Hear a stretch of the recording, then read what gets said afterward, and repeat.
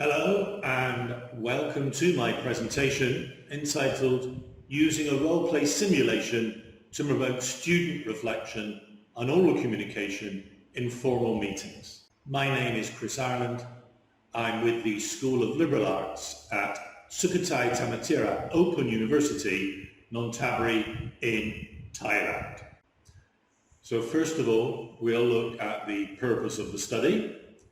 Then we'll move on to look at why formal meetings are important. Then focus on the type of activity that is the focus of the study, which is role-play simulation.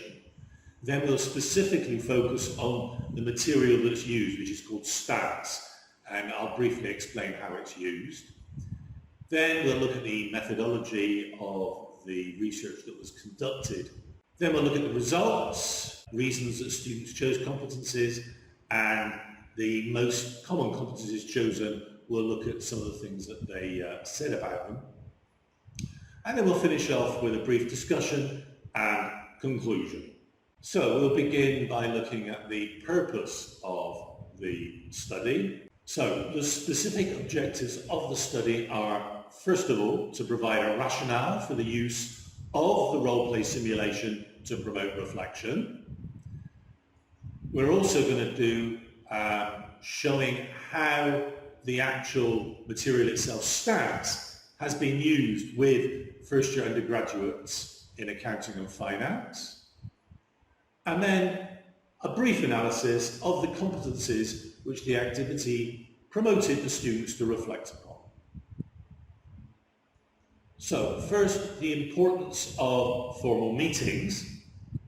So in general, oral communication skills are considered important, particularly by employers. The issue is that they often report that graduates being recruited lack development in this area. Now, most of the research that you find in the literature focuses on public speaking and presentations, whereas there are other forms of oral communication, and this includes meetings in a formal context. And it's clear that there is a lack of research. It's commonly reported in the literature that there's a lack of research in the area of formal meetings and how we develop oral communication skills in this area. Now we move on to actually look at role play and simulation and see how we put those together into role play simulation. One feature is authenticity. So authenticity is how like the real world is, how like the kinds of things that students would need to do in real situations. This is more like simulation, whereas on the other hand, the level of improvisation that students are able to use, this is related to role play. So the more improvisation they can use, the more it's like role play. So when we put the two together into a role play simulation, the goal is to solve several issues or problems with individual roles assigned that guide participant behavior. And it's popular in a number of areas, international relations, healthcare, customer services, to name some examples, and therefore it would seem appropriate that it would be used with accounting and finance students. Now, underpinning this approach is experiential learning. So what we're getting students to do is use skills, gain experience, and learn from that experience. And in order for that to happen, they need to reflect.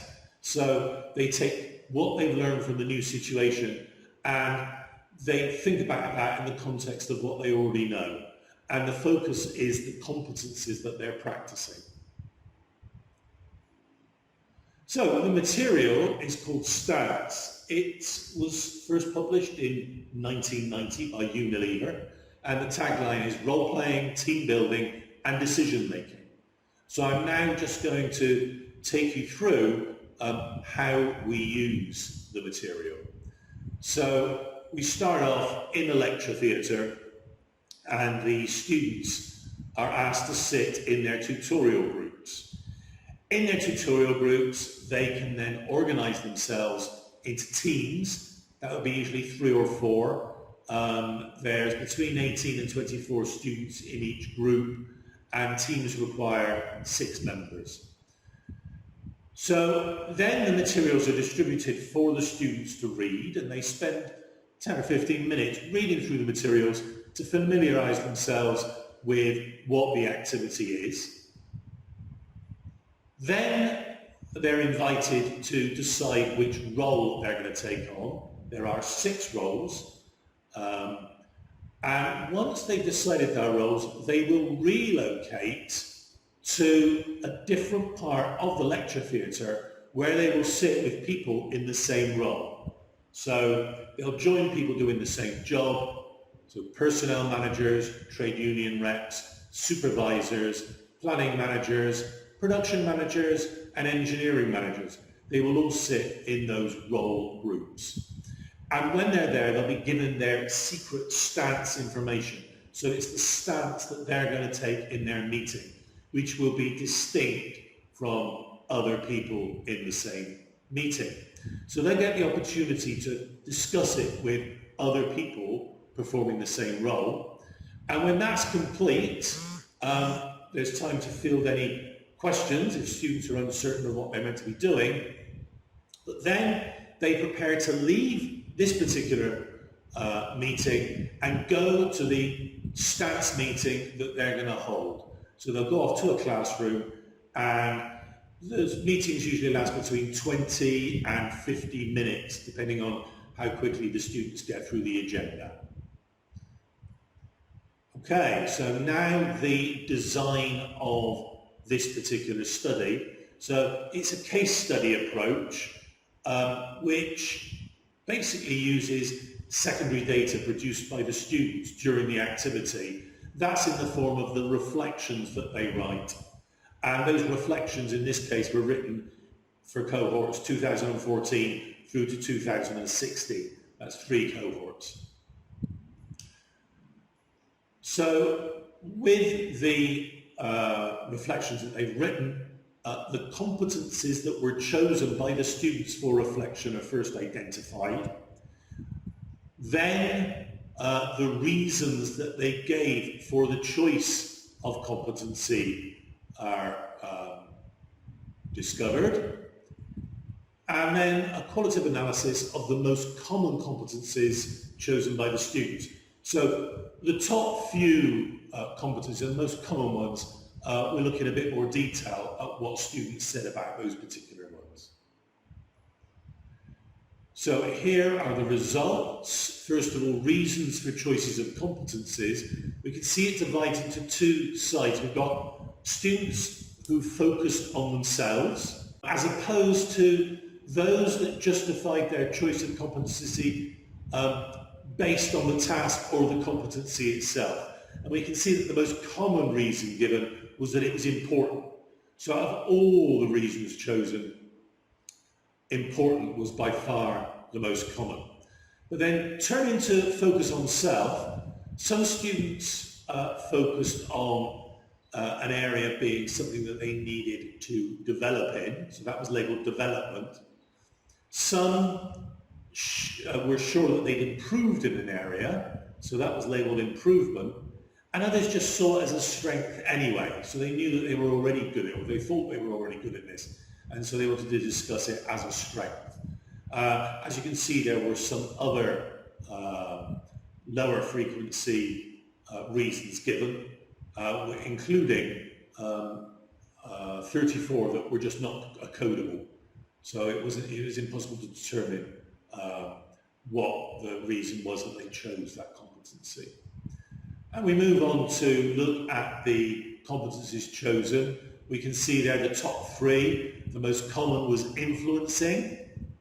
That was made up a quarter of all reflections. Then teamwork was chosen by on 100 occasions.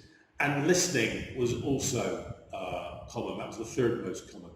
And in fact, the top 6 made up 3/4 of all reflections.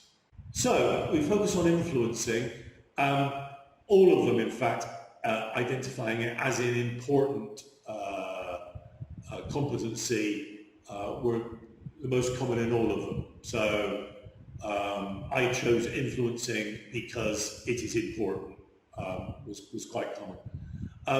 But also it was identified as an area in which students needed to develop, and you can see a few quotes there which show this to be the case. So let's take the last one, for example. I found it difficult to persuade the team to agree to my solution. So that's how they're claiming that they chose it as an area for development. Then teamwork, again, important, was the most common, but a number of students identified it as them being able to show where they had shown improvement. So I have chosen to reflect on teamwork because the stats activity was orientated around teamwork, and it has helped me to develop my teamwork skills. And then also some students found teamwork inspiring. So the second quote there, it was my first time to finish tasks with a team and the experience is great. Then the third most common was listening. Again, important, was the most common reason that was given for choosing it. It was identified as an area for development by some students. So, for example, I was not listening to the other members of the group and I was thinking my ideas are the best. And then another student there has also identified it as an area in which they showed improvement. This activity enabled me to improve my listening skills as I had to listen to everyone else's opinion.